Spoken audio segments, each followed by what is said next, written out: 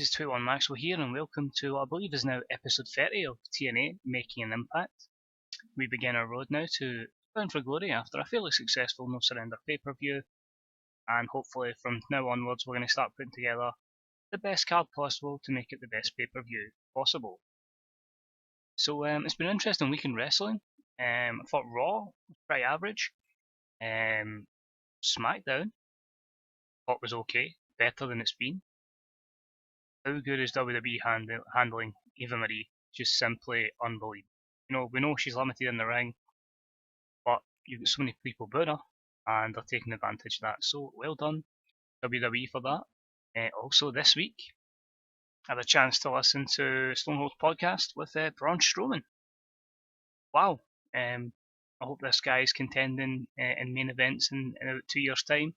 He definitely seems hungry enough for it. He definitely has the charisma for it, and I think we've only really scratched a little bit of the surface with Braun Strowman. I think there's a lot of untapped potential there, and as he continues to develop, hopefully we'll see more in the ring. Don't expect that straight away, you know, he's a monster. I think over time he'll get better and better. He gets some programs, and he'll be a hell of a character when he gets to speak, because he seems charismatic, and I think he'll make a hell of a babyface. But as I say, it's for the future. As I say, let me know what you thought of SmackDown. Let me know what you thought of Raw. If you listen to the podcast, what did you think of that? If not, can you see where I'm coming from with Braun Strowman? Or are you just thinking, you, Stone Cold, are absolutely nuts? But I can definitely see the potential. And yeah, it was an enjoyable week in the world of wrestling. As I record this tonight, it's going to be the Cruiserweight Classic round number 2, and the NXT contract signing between Bayley and Asuka. But moving along from that, in other news, the local show I'm going to in November has announced The Godfather as its special guest. So it's a little bit different, you know. It's obviously it's more a legend rather than, you know, the really world class worker that's been previously there, like with Kenny Omega in the previous years, with Will Ospreay last November. So it's going to be something different. And also, if I get the chance, I'm going to try and pop through and maybe see Cody Rhodes against Joe Coffey the night before. We'll kick on with the show anyway. It's TNA Making an Impact. See how it goes down this week, the 3rd week of September. So sold out 3,500 in the Palmer Auditorium. We start the show with a new number 1 contender for the TNA World Heavyweight Championship. It is, of course, Fergal Devitt. Devitt says, "It feels so good to be standing here, the new number 1 contender for the TNA World Heavyweight Championship. It's been a lot of hard work getting to the top, but I'm ready to take my opportunity." He's then interrupted by MVP and Tyrus. MVP says, "Opportunity? That's a funny thing. It's something that me and Tyrus have never been handed around here. It's time we take your opportunity." And me and Tyrus go to Bound for Glory. They advance to the ring before Drew Galloway comes out.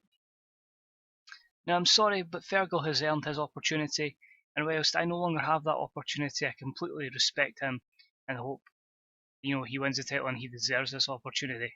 So if you have a problem with Fergal Devitt, then you have a problem with me." So a bit of an angle there between Galloway, Devitt, Tyrus and MVP. Limited text space meant I couldn't expand this much longer, but at B-71, Barrett and Lashley do come into this. Tyrus is getting better at his gimmick. He underperformed though, but he got the crowd off to a strong start. The crowd was hotter. It continued the World Heavyweight Championship storyline. No negatives there, nothing too bad. But this leads to Carly coming out. She says, "Gents, calm down. We're in the home straight en route to Bound for Glory. This is an opportunity for everyone to make a statement to gain a spot on our biggest pay-per-view card. So let's settle the differences tonight in the ring. We'll see Fergal Devitt team up with Drew Galloway and Bobby Lashley, take on the team of Tyrus, MVP, TNA World Heavyweight Champion Stu Barrett. Best of luck, gents." So that is our main event for tonight, a 6-man tag.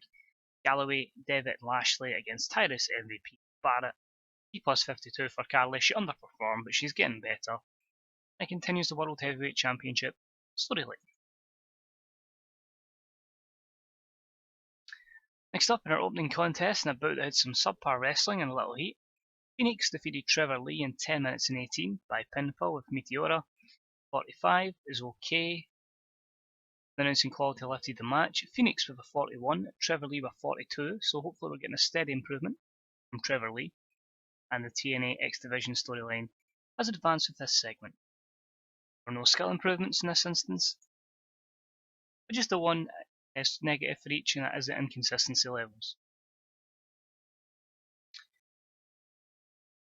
This angle going wrong. Kenny Omega basically has a match next, but this promo accidentally went before it. He just says, "You see this, everybody? This proves one thing. The no surrender was nothing more than a fluke for Phoenix. I have destroyed this mere mortal, and given the opportunity, I will destroy Phoenix and take back my TNA X Division Championship. I have a rematch clause, and I demand I get my rematch as soon as possible. So Carly, expect a visit." So Omega's pissed. He wins his match up next, and he's proven a point saying that, Phoenix beating him was nothing more than a fluke. So D plus 51, it continues the X Division storyline. Just a one negative there. And his matchup with subpar wrestling and little heat as Kenny Omega defeats Spud in 803 with Croy's Wrath. D plus 49, Spud with a 43, Omega with a 49. No skill improvements, but it's a good one to try and get Omega over.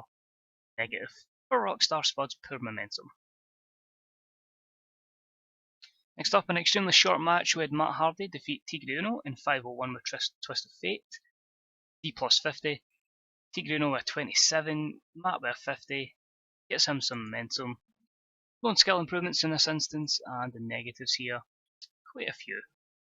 So it could have been a lot better in my opinion. Then I have a little announcement saying that next week Jeff Hardy will return and respond to the interference by Matt Hardy that cost him the #1 contendership for the TNA World Heavyweight Championship. Let's get a D plus 51. So what does Jeff Hardy have to say about his brother costing him his chance? Next up, in a bout that had some decent wrestling but didn't have much heat, we had Jay Lethal defeat Aiden O'Shea in 8 minutes and 29 by pinfall with the Lethal combination. Jay Lethal making defence #4 of the national title, again building up his prestige. C-56, we get the crowd hotter. Jay Lethal with 62, Aiden O'Shea with 35. No skill improvements here, a few negatives for both guys, but a good win there for Lethal, keeping the national title defended on television. Jay Lethal picks up the victory over Aiden O'Shea, retaining the TNA National Championship. The referee raises his arm in victory and he lifts up the title. Shibata then comes to the top of the ramp and he is laughing while applauding Lethal. Shibata does not think highly of Lethal's performance, and Lethal seems a little bit offended by this. That's a D plus 52. Shibata's getting Barrett's gimmick, and the TNA National storyline advances with this. Then I have a terrible match where Jade defeats Ali in 8-13 by pinfall. E45, Jade not suited to her gimmick, Ali off her game. Jade the 49 and Ali the 26. It's a fresh new competitor to face Jade because she's babyface now. Giving her some momentum. Hopefully these in this instance improving performance skills. But it's really a case to try to get Jade in the best position possible, going in to Bound for Glory. As Jade scores a victory over Ali, out of nowhere comes the knockout champion Sienna, and she storms right into the ring and she knocks down Jade. She beats her up a little bit before setting her up for the cutthroat, and she nails it on Jade. She also stands above Jade, holding the TNA Knockouts Championship, just laughing. So a bit of a familiar feel here for most of our heels, but that's how we're starting feuds. The heels making the first move, and the baby faces looking for revenge. So E plus 34. Jade is not suited to her gimmick. The announcing quality lifted the segment, and the storyline continues. No improvements, negative wise, just the announced quality. But we need to build the women's division up here, the Knockouts division, and I don't want to sign new people, so Jade Sienna will be the cornerstone of that. We'll look at Ali getting pushed in the future, and maybe Madison Rain, and a few others as well.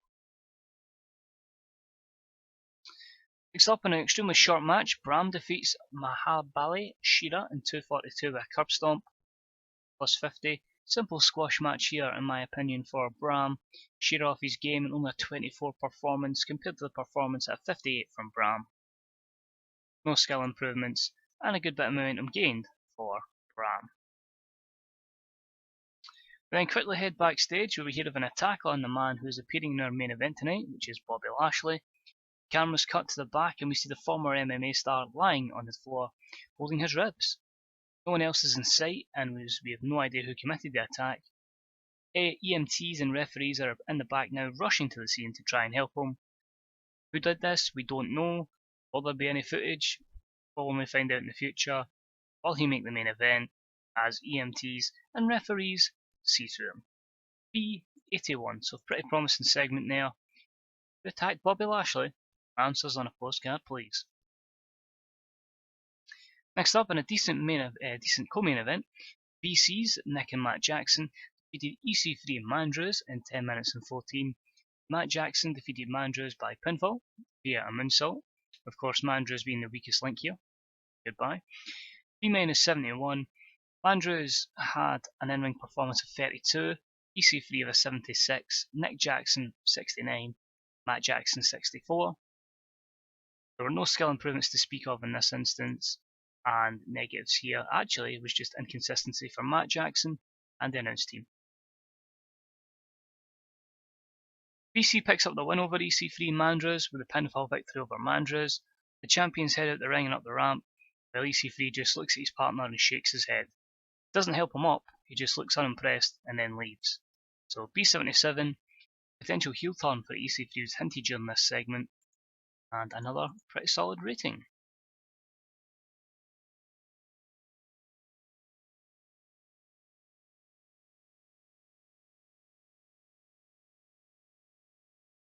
On the turn them. Just in case it was like it might change. So with the three heels in the ring, and now Galloway and Devitt in the ring, I wonder if Bobby Lashley will make it to help them. His music plays, and he takes his time, but he finally appears, slowly staggering the ring, holding his ribs after the ambush earlier.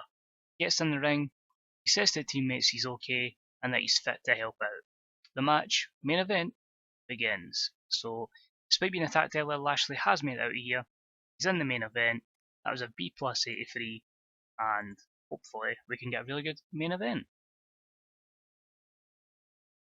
We still have a pretty decent rating, and about that had some good wrestling and a decent reaction from the crowd, with the team of Fergal Devitt, Drew Galloway, Bobby Lashley defeats Stu Barrett, Tyrus and MVP in 1807 when Fergal Devitt defeated MVP with a flying double stomp. Tyrus was a weak link. B-73 is a solid main event. Drew was off his game and is getting better at his gimmick. 70 for Lashley, a 74 Galloway, 73 for Devitt, 67 for MVP, 55 for Tyrus, and a 76 for Stu Barrett. This continues the World Heavyweight Championship storyline. Bobby Lashley is improving his technical skills, and actually very few negatives there, which I'm pleasantly surprised at. We end the show a B-74, probably up there one of our better shows we've had. Increases popularity in the UK, Canada, and the States. Well, it's getting over a lot of feuds here. You know, we had to look at our X division, we had to look at our tag division. Didn't actually look at our division, sorry. Our national division, our knockouts division, and slowly building up some other feuds here, which will take more shape over the course of the next few weeks. So really happy with that. As I say, some feuds won't really make sense until we hit October. But very happy with that. Chuck Taylor destined for success.